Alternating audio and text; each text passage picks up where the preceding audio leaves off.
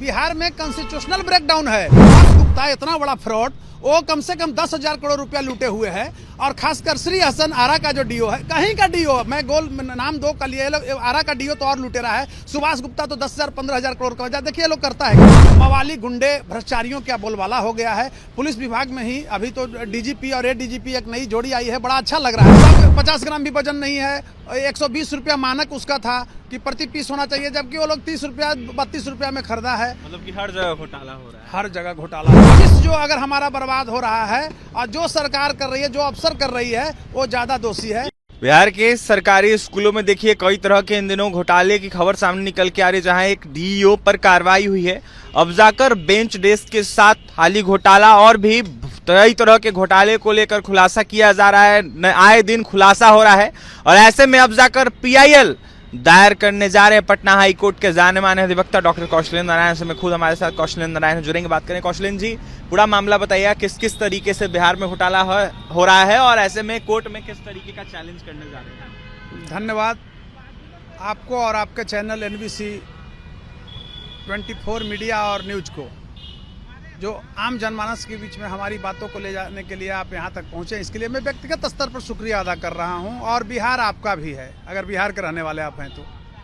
मैं कहना चाहता हूँ कि शिक्षा एक ऐसी वस्तु है जिसका उपयोग पुरानी पीढ़ी नई पीढ़ी पर करता है, जिसका प्रस्तुतिकरण वर्तमान में नहीं होकर भविष्य में होता है। लेकिन हमारी सरकार हमारा भविष्य को बर्बाद कर रही है। कैसे कर रही है उसका मैं उदाहरण दे रहा हूँ। अभिषेक जी, आप एक उद्भट पत्रकार हैं तो और बिहार के रहने वाले हैं, तो आपको भी नैतिक जिम्मेवारी बनती है कि इन बिंदुओं को जो मैं रेखांकित कर रहा हूं इस पर ध्यान दें। सर्वप्रथम सरकार ने बेंच और डेस्क घोटाला किया, उसकी मोटाई लंबाई चौड़ाई सब दरकिनार कर दिया डीओ ने। फिर बिहार में एक नंबर पर बताया बेंच डेस्क। उसके बाद आपको आते हैं समरसेबुल बोरिंग कराना था, उसमें 1/4 भी ये लोग पाइप नहीं डाला है, अंदर बंद हो गया। खासकर आप आरा में भी देखे होंगे, प्रिंट मीडिया में बहुत छपा, अज्ञाओं ब्लॉक वगैरह में। उसके बाद आप देखे होंगे कि किशनगंज और गोपालगंज एरिया का जो डीओ था सुभाष गुप्ता, इन्होंने अरबों रुपया लूटा, जो पैसा गया काम में नहीं किया। अभी सरकार उसको तोहफा मात्र कह दिया है कि सिर्फ सस्पेंड की है। बताइए, सस्पेंशन इज नॉट पनिशमेंट। कोई पनिशमेंट होता है फिर रिवोक कर देगी सरकार के, लोग पैरवी है। मैं चाहता हूँ कि उसे सेवा से बर्खास्त किया जाए। और अभी आरा में जिस तरह से, ये आरा की बात मैंने कहा, पूरे बिहार में डीओ का एक करिश्मा है, लेकिन आरा के डीओ ने जिस तरह से लूट खसोट बनाया। श्री हसन वो कहते हैं कि हम जो मुख्यमंत्री जो चलाते हैं, मुख्यमंत्री को उन्हीं के हम रिश्तेदार हैं, वो किसी को लगा नहीं रहा है, लूट लिया। थाली का आपको मैं बता रहा हूँ कि जिस विद्यालय में थाली देना था उसका लंबाई चौड़ा निहित था, 2.4 से लेके 2. इस तरह से 2.5 मोटा होना चाहिए था। 250 ग्राम से 270 ग्राम तक, जो 1 से 5 तक के विद्यालय में देना था थाली, उसकी वजन होनी चाहिए था। वो 50 ग्राम भी नहीं है, 270 ग्राम क्या रहेगा, 250 ग्राम। ठीक उसी तरह मैं आपको बताना चाहता हूँ स्पष्ट रूप से कि 6 to 8 में था, उसमें क्या था, 270 ग्राम से लेकर 300 ग्राम तक स्टेनलेस स्टील की थाली होनी चाहिए, तो वो भी कुछ नहीं है।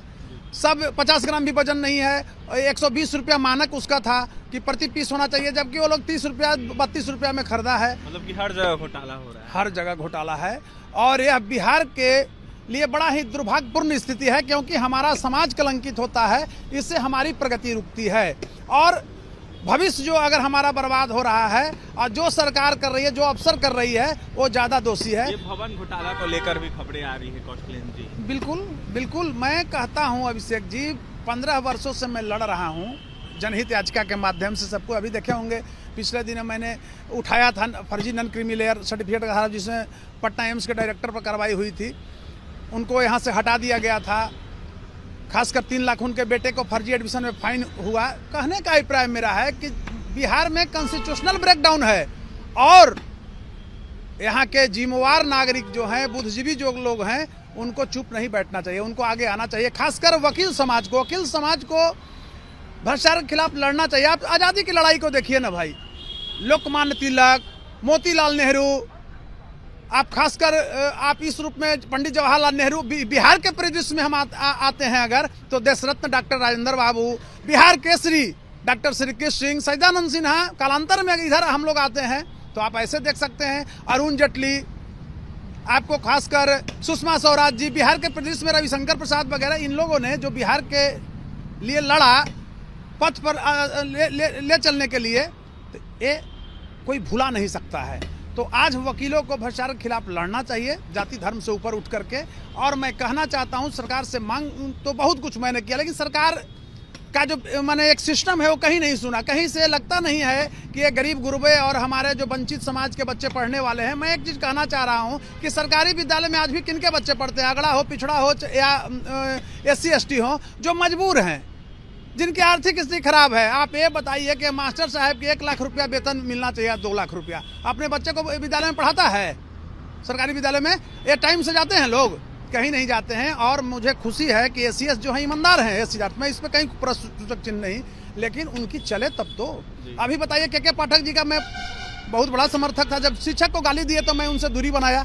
मैं एक चीज़ कहना चाहता हूँ, KK पाठक जी ने एक ऐसा गलत निर्णय लिया है, ये DPM को बहाल कर दिया है। 40-40 हज़ार रुपया जिला में मिल रहा है। ये लोग DPM है, और देखिए इसका वेतन तो वहाँ के चपरासी इतना है, लेकिन अब ये लोग साहब कहा रहा है। विद्यालय के हेडमास्टर का वेतन पुराने जो है उनको 1 लाख से ऊपर है, 1.5 लाख। अब वहाँ साहब बन के जाता है, उनको क्रश कर रहा है। वो लोग मरमाहत हैं, जैसे आप देखे होंगे सरकार की एक पॉलिसी 1.5 लाख। अब वहाँ साहब बन के जाता है, उनको क्रश कर रहा है। वो लोग मरमाहत हैं, जैसे आप देखे होंगे सरकार की एक पॉलिसी आई थी, बहुत हंसने का चीज़ बता रहे हैं, बिहार सरकार की कुछ दिन ऐसी नीति बनी। ये भोजपुरी अकादमी और मगही अकादमी का अध्यक्ष बनाना ये लोग शुरू किया, और कई अकादमी का, पार्टिकुलर नहीं है। उसका जानते हैं सैलरी कितना था? महीना में 15,000 मानदेय में। उसका सेक्रेटरी जो होता था उस अकादमी का, चेयरमैन का, उन लोगों का, उसका 70,000 80,000 क्लर्क सेक्रेटरी होते थे। मतलब कि पूरे तरीके से भ्रष्टाचार है बिहार के। अरे बताइए, कहीं कोई एकरूपता की मैं बात कर रहा हूँ, समानरूपता नहीं है। अब ये बताइए कि अब अकादमी के जो चेयरमैन होता था, 15,000 रुपया पेमेंट था आपको, मैं उसका निकलवा लीजिए, आप RTI से मांग लीजिए। और सेक्रेटरी के 75, कहला सेक्रेटरी लगावेगा चेयरमैन को, और इसलिए कि सरकार ठगती है, समझ रहे हैं ना। अभी कुछ ठीक किया, ठीक उसी तरह से ये DPM बहाल कर दिया है प्राइवेट लिमिटेड कंपनी से। एक कंपनी वाला जो प्राइवेट लिमिटेड कंपनी जो DPM के पद को दिया है, वहाँ पर लड़के बहाल करवाए हैं, उससे 55 लाख 68 लाख रुपया घूस लिया है, कोई कहीं 10-10 लाख लिया है। क्या करेंगे अब कौशलेंद्र जी आप? मैं अब सरकार स्तर पर कोई मांग नहीं करने जा रहा हूँ। क्या करेंगे? मैं अगला सोमवार को अबूब गया हूँ, पटना, ऑनरेबल पटना है, इसलिए कि हम बिहार निवासी हैं। बिहार में घोटाला है, फाइनेंशियल रेगुलेशन का मामला है, तो इन द जुडिकेचर और पटना ही हाई कोर्ट मेरा बनता है। तो मैं पटना हाई कोर्ट में PIL में जनहित याचिका दायर करने जा रहा हूं, और मैं ऑनरेबल जस्टिस महोदय, जो चीफ जस्टिस महोदय हैं, बेंच है, अनुरोध करूंगा कि इसको स्वतंत्र एजेंसी से हो सके तो जुडिशियल मतलब इसमें रूप दिया जाए, और न्यायिक सेक्टर के ही लोगों से जांच कराई जाए, क्योंकि सरकार जो है बिहार के भविष्य को बर्बाद कर रही है। नाम किसका डालेंगे? देखिए, ये तो पूरे बिहार पर हम कर रहे हैं, लेकिन मेरा फोकस है कि सुभाष गुप्ता इतना बड़ा फ्रॉड, वो कम से कम 10,000 करोड़ रुपया लूटे हुए हैं। और खासकर श्री हसन आरा का जो DO है, कहीं का DO, मैं गोल नाम 2 का लिए, आरा का DO तो और लूटे रहा है। सुभाष गुप्ता तो 10,000 15,000 करोड़ का। देखिए ये लोग करता है क्या, साला के बेटा के नाम से, उसके पत्नी के नाम से, ससुराल के नाम से, दादी के नाम से, नानी के नाम से रिलेटिव बनाकर संपत्ति खरीद लेता है, उसके अकाउंट में रखता है पैसा। अब बताइए कि जो मेरा लॉस हो रहा है, this is being my loss, who will fulfil?